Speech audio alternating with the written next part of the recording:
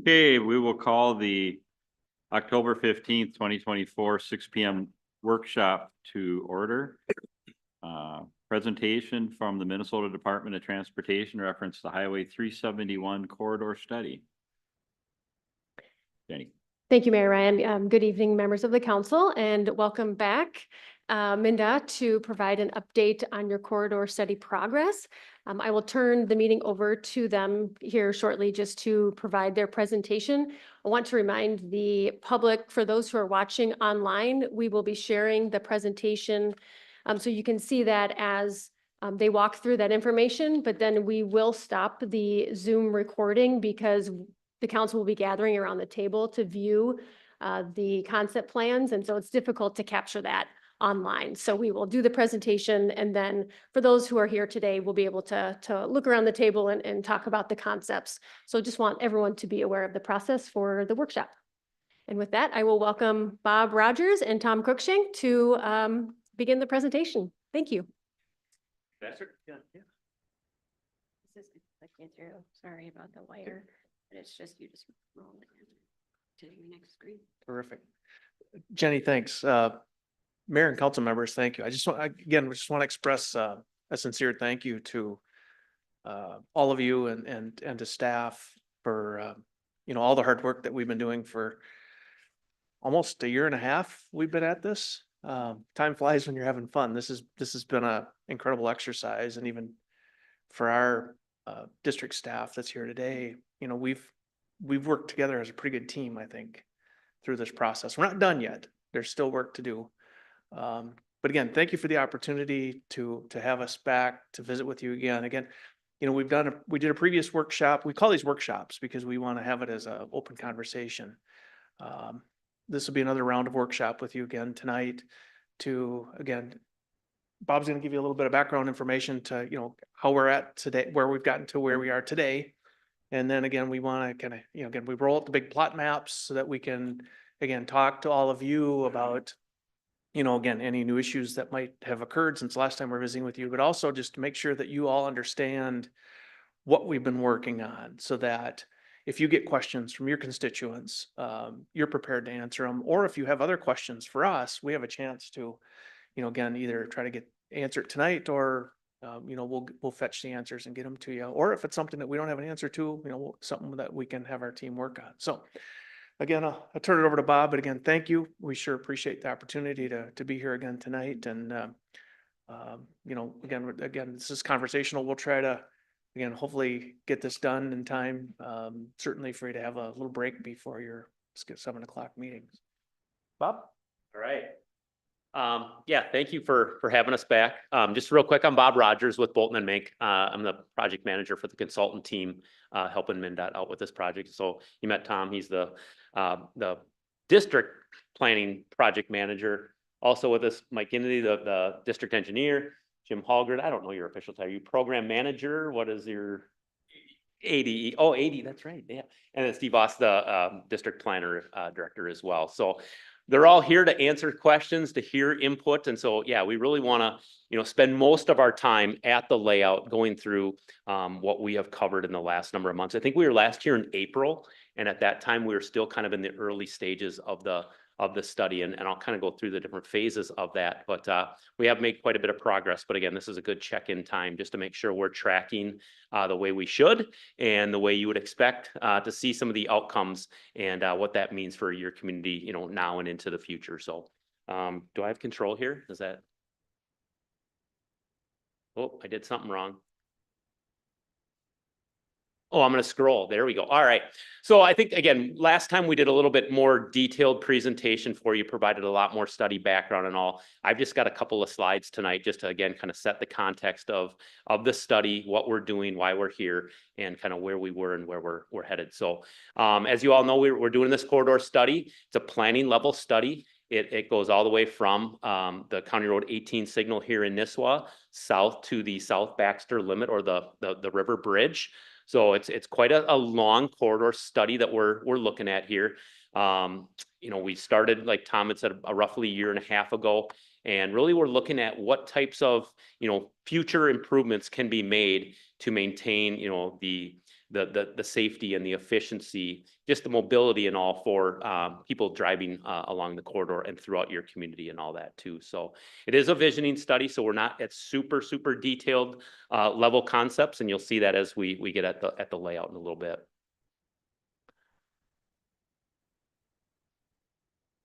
Oh, went too far. So our study goals were pretty simple. I talked a little bit about that. We are looking at a multimodal corridor needs. So not just how the cars and the trucks and all utilize the roadway, but we know we have other users in this area too. We have, snowmobile traffic. We learned throughout, within Nisswa, you all allow golf carts to utilize some of the public roadways and things like that. Well, they have, in some cases, have to cross over 371. So we want to make sure we're accommodating for all users that could be, located up and down Highway 371.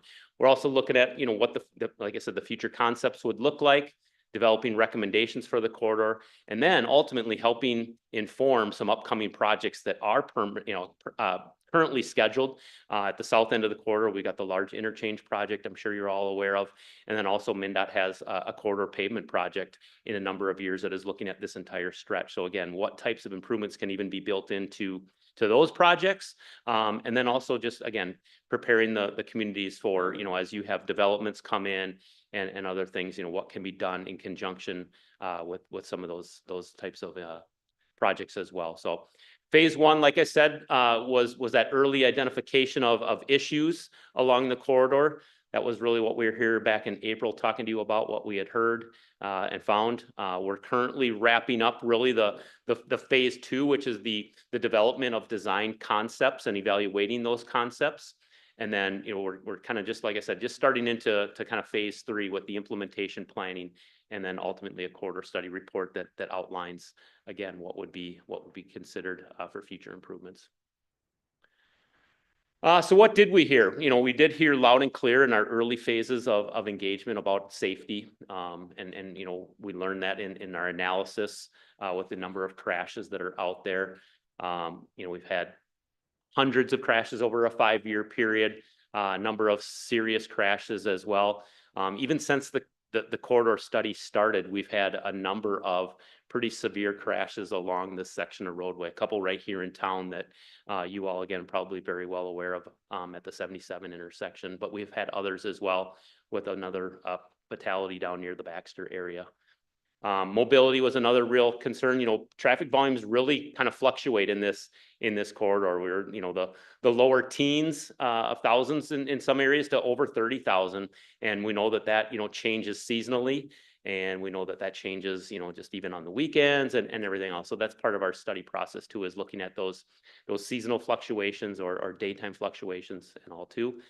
We did look at growth for traffic volumes and all, and just, not that that's all important to you, but again, it helps us ultimately plan out what types of improvements will be needed. And so we are looking anywhere from 0.5% to 2% growth along the corridor, and that's annually. And so it doesn't sound like a whole lot. 0.5% doesn't sound like a whole, but you start adding that up, year after year after year, and it becomes, quite a substantial amount over a 20-year kind of planning horizon. So that higher growth rate really was more on the south end of Baxter, where they were planning some higher levels of urban development and all. But we recognize that, there's quite a bit happening in Nisswa too. So there are areas where we were looking at is the 0.5% right, or should it be, slightly more? Other things we're looking at is, besides mobility, is access management. You probably all have heard that term before. It's really looking at, managing how people get on and off of the highway. Where's the appropriate spots, the safest spots for all of that. And so, we can also not only, preserve our corridors mobility, but we can improve safety through some of those access management types of strategies. So that's part of our study process. Not scrolling very well here. I'll just. So stakeholder involvement. We've had a pretty robust level of stakeholder outreach on this project. Our first phase was kind of last year, and that bar chart there, you may have seen that at the last presentation where we did see, really heavily the public and the other stakeholders are really concerned about safety on this corridor. And so that is really a strong emphasis as we're looking at, kind of phase 2 in all of our concepts. The next number of kind of higher level responses that we got there are all kind of mobility related when you talk about vehicle flow and accessing property and crossing over the highway to get from one side to the other. So again, the mobility and safety as some of those primary needs. Most recently, we just finished up our phase 2 engagement. I think just recently we sent actually the city a summary of a more comprehensive kind of documentation of our phase 2 engagement. I should have mentioned, like in the first phase, we had like over 1,800 online surveys completed. In our second survey, not quite as many, but it was still upwards of 500-600 people responded to our survey and provided feedback. So again, getting a pretty comprehensive, knowledge back of what people think about what's being proposed. I didn't slip it in here, but we did create kind of a map because we did ask, people to share some information about themselves. And we have a zip code map, which is really interesting how many different locations throughout the state and region that people actually are interested in this corridor and what's being planned for the future. I mean, obviously the heavy focus was right in and around the area, but it is far reaching because we know this is a kind of an interregional type of facility. But so the second survey here in phase 2 was really focused on the concepts and the improvements that were being proposed and asking people what they thought about, the acceptability, not necessarily like ranking specifically, I like A over B, but hey, is this an acceptable approach to you? And knowing that most of our improvements out there are for safety improvements, we generally had a pretty high response that it was an acceptable approach, in doing J-turn types of intersections or right in, right out conditions in some areas, changing how people will actually, get on and get off of the highway in a number of areas. So, 90% of the responses also supported some of those local connections too. We were talking a little bit about that before the meeting started here, that, we can't solve all the problems just by making a few spot improvements along the highway. It is really that, people move throughout your community in this area on a system of roads, and that system of roads really has to all work together.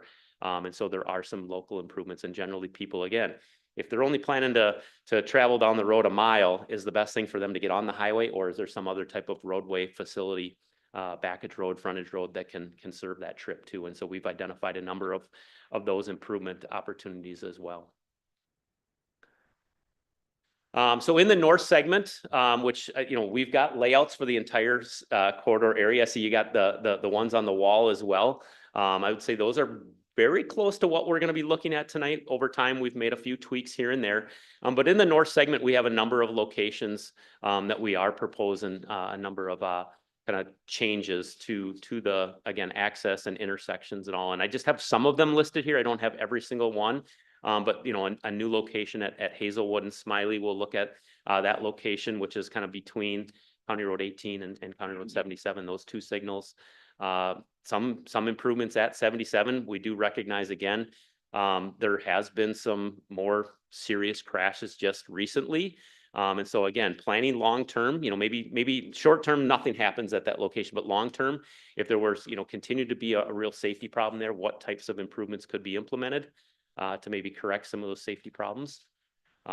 We have an intersection just south of 77 into some newer development area within the city on the west side and the east side. And so we'll look at that location, have a couple design options there. Nashway is a real problem intersection in terms of safety, one of our highest crash severity locations on the corridor historically, and even more recently, we've had a couple of serious crashes there too. So we got a number of options. And then as you continue south within the community, just in that general area of Gull Lake, Tall Timbers, Mission, Colombo, again, what types of things can be done to maybe restrict some access, improve safety conditions while, not making it really inconvenient for people to get on and off of the highway, but a change from what the existing condition is in some areas. And then, like I said, some of those local supporting roadways, and kind of got a list there of some of the options that we are looking at, and we're talking with your staff about, implementing over time. A lot of that can be development driven and just, opportunity driven when things change on a certain location. So that's generally the update that we have. Again, we'd invite anyone to come up and circle around. We'll just kind of walk through the north segment. If there are things within the middle segment, which is more the FAD area or the unorganized area of the county, or even down into Baxter, we can talk about those too. Like I said, we have the layouts, but thought you must be most interested in the northern half here. So that's the purpose of tonight's meeting, is to just share these improvements with you. So that's what we have for a presentation. So we'll offer, if you'd like to get up and circle around the table, we'll do the work session set part now too. Yeah, unless there's questions right now, we can answer questions before we get down in front of it all. So go ahead. I know there's been discussion to close off the Hazelwood turn onto 371, understand that. But then you're talking about the concept of extending that to a non-existing north-south road. Where do the funds come from for that extension of Hazelwood and this non-existing right now north-south road that connects to 77? Yeah, and again, at the time that those changes would be made, some of these improvements have to be, set in place to happen, right? And we talked a little bit about funding and opportunities. MNDOT is really, and I don't want to speak for MNDOT solely, but for them to participate in things, they got to be able to show benefit to the trunk highway. And so if there's a situation where we can create a safer condition by closing certain access points, changing intersections, moving some of the trips to another location, they can participate in some of that. They're probably not going to fund it entirely, but they have some benefit to the trunk highway. Then they can start talking about, all right, what's the formula for city costs, if it's a county road, county cost versus a MNDOT state level cost and all that too. Again, some of it is going to be the city's responsibility. Some of it is hopefully part of your, future development plans, working with landowners, making sure that right of way is maybe set aside. If a development is being proposed, maybe part of that road gets built with the development and things too. So at a planning level study, we don't have the cost participation all figured out. I understand that, but I mean, I'm just looking for the future. I mean, Yep. because that could be a large cost to the residents of Nisswa, and something that is suggested by MNDOT for us to do in a way. We're going to shut this off, proposing to extend it like that. So I just want to know where we're at on that one, but I understand. Yeah, and I will add, maybe MNDOT wants to add, there are different programs out there too, again, that are state, economic development grants or other transportation type of grants that assist local communities with some of these types of projects as well. So again, I can't say that this is the exact grant that would apply to that frontage road or backage road type of connection, but there are some opportunities out there to find some funding assistance as well. You guys have anything to add on that? I guess, Jenny, if you don't mind, I guess kind of secondarily, one of the tasks that we'll do as we're kind of wrapping up the study and taking all these alternatives and packaging them together is looking at, say, some priority order of where those safety improvements are, and maybe doing a little bit of cost benefit analysis to, where can we get the best bang for our buck for the development improvement that we want to pursue first.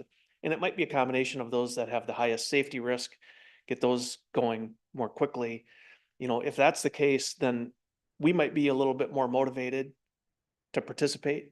Kind of back to your question, council members, is, again, where does MNDOT come into play here? And it might be that, again, if we find that there's more safety benefit to doing a certain thing and get that frontage road built, then we try to pursue that a little more aggressively and, try to get that going first. And, again, it might be a pursuit of some grants.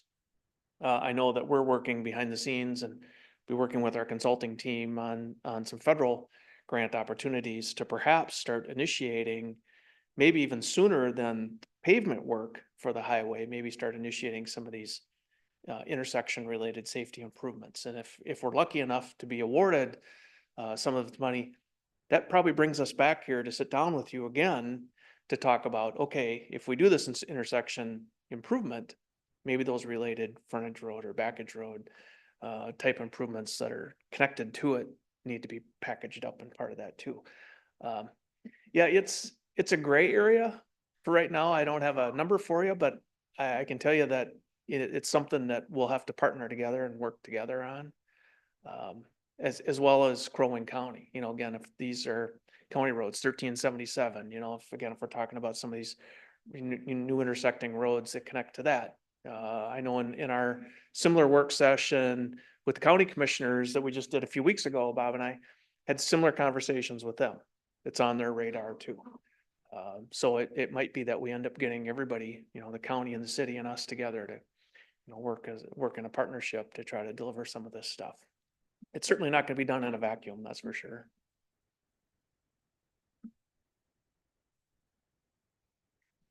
Other questions, Mayor, council members?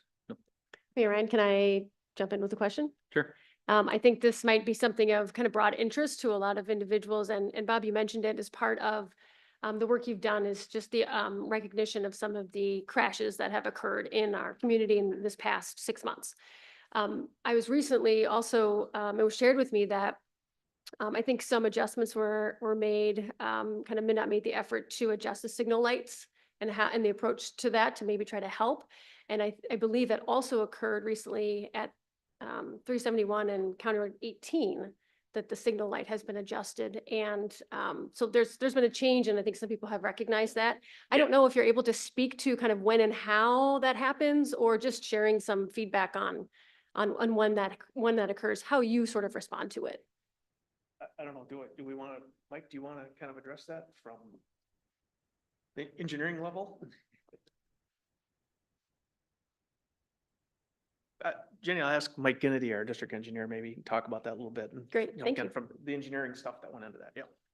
Sure. So, kind of working with the county and the county engineer, Tim Bray, recognizing some of the concerns that resulted out of basically the crashes on 371, 77, 13? 1377.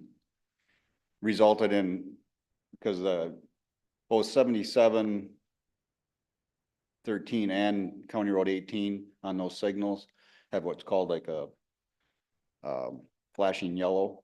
So if you had the green arrow, and then it would, for left turns, once that went through that phase, and then they went through lanes, the green for a through lane, or the through traffic, the arrow would go to flashing yellow. And there's been it's posing some problems, and we're looking at it even across outside of this area too.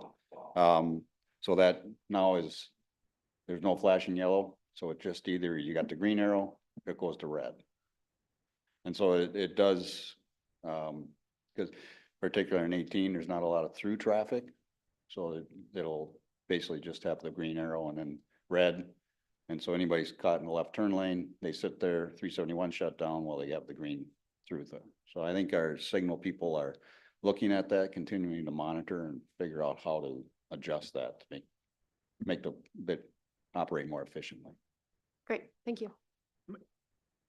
I just, maybe just a quick clarification on unfortunately, we had a fatality here just a couple of weeks ago. That was not related to the flashing yellow arrow. I think that was related to perhaps a turn was made on a red light. So, but again, it's an unfortunate situation. I mean, we're in the study talking about safety, and we have these incidents occur. So, I mean, it brings to our attention the fact that safety is very paramount. I mean, it was very obvious when we started this process that the public recognized that right away when we started last summer, a year ago summer. So that's why, again, you see a lot of focus on those safety improvements as a very important element to the vision for this corridor from Nisswa all the way down to Baxter. Because, you know, again, we recognize traffic volumes are not going to decrease. They're going to continue to go up. Our areas continue to grow. You've got additional commerce, especially you've got all this vacant land that's going to eventually develop. It'll increase your traffic in the area. So if we have a plan for how we accommodate it now and into the future, I think that's very important, because then we can start to implement these things so that we can try to, you know, again, incorporate as much safety improvement to the highway as we possibly can to make it as safe as we can, based on what we can afford to do and all those other factors. Thanks, Mike. Okay, thank you. You want to take a look at it, everyone? Let's do it. So people from the audience want to come up and look at it as well, please, Yep. please do join us.